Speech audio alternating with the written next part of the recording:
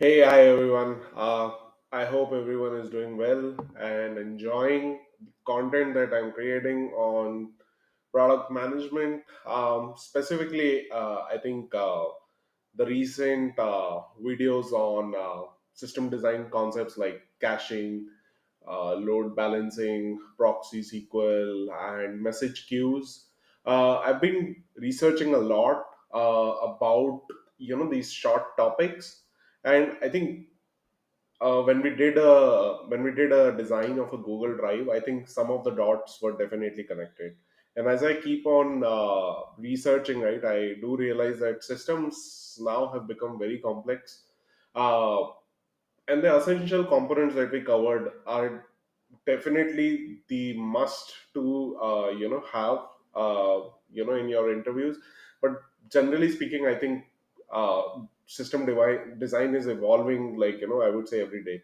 Uh, so with that in mind, today, we are going to look at very recent, like, very recent, like, I would say, addition to one of our, like, system design components, and webhooks.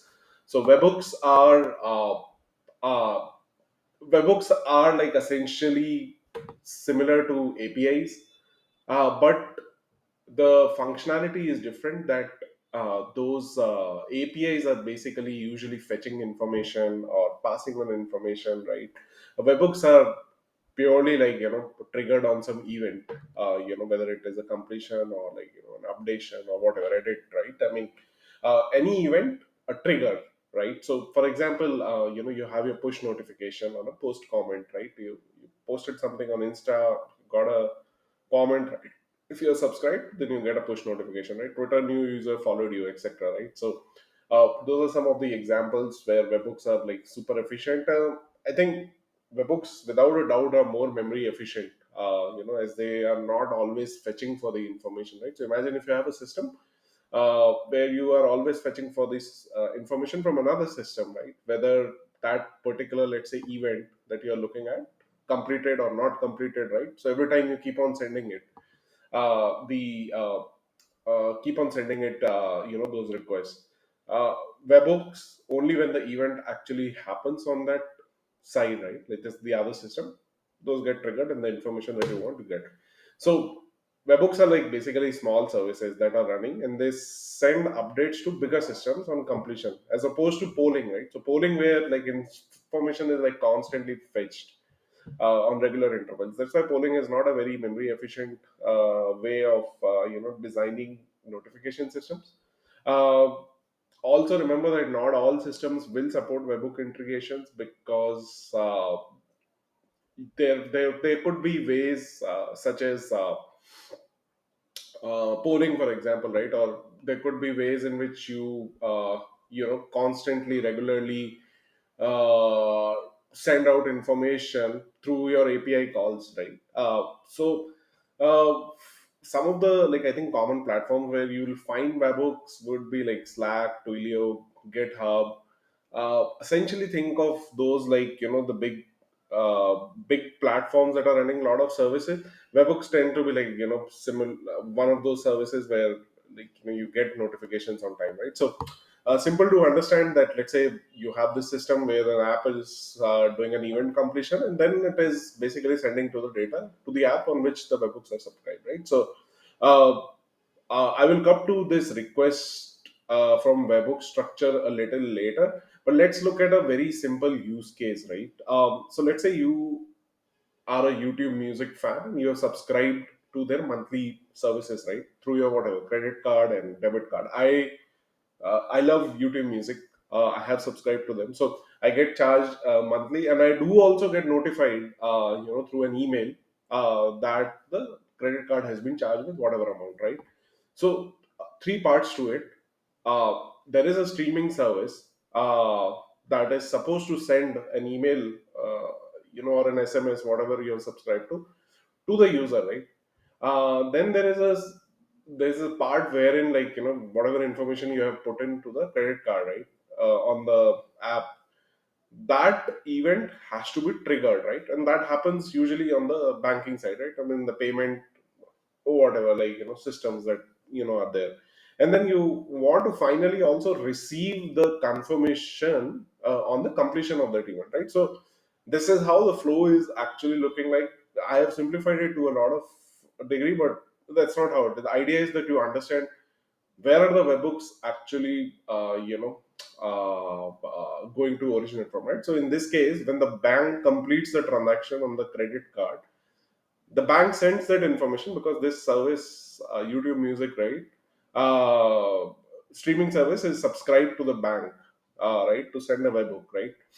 And once this event is completed, right, then this service that is running this email service also for all the users, right, it could run an SMS service also. Once the credit card transaction is completed, bank notifies through a webhook to YouTube Music, and then YouTube Music is basically sending out email through all the, like, servers, right? I mean, just for example, Gmail is one kind, like you could have Yahoo, etc., etc. All the email services, right, that you can think of that a user might have, right? So then it sends out these confirmation email that your credit card has been charged, right? So this is a pretty straightforward one.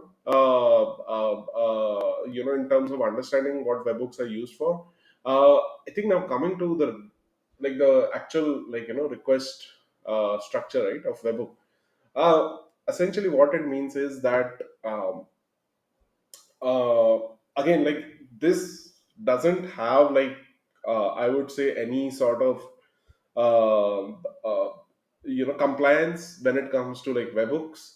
It's not like you need to have a specified format, but generally speaking, I think you should look at these four parts.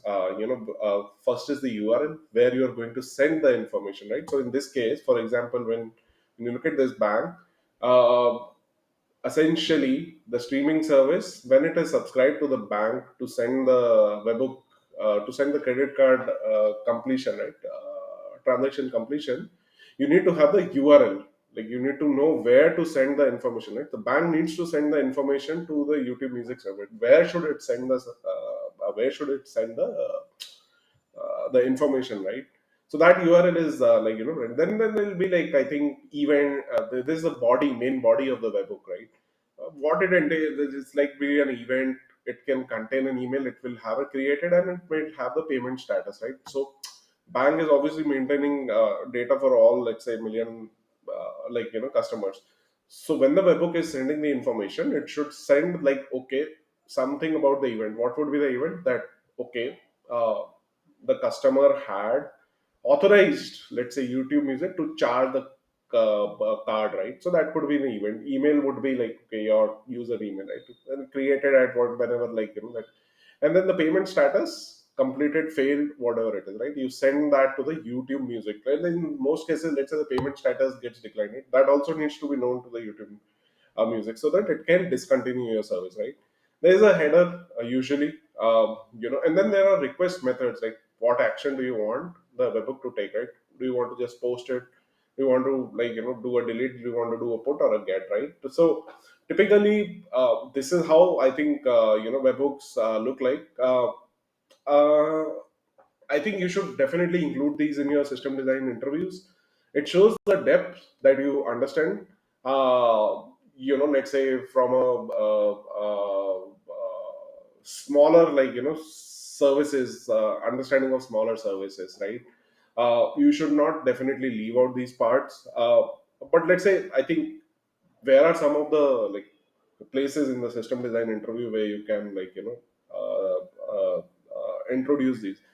So example would be, where, for, let's say, you are looking at designing in our previous case, right? But let me take you back to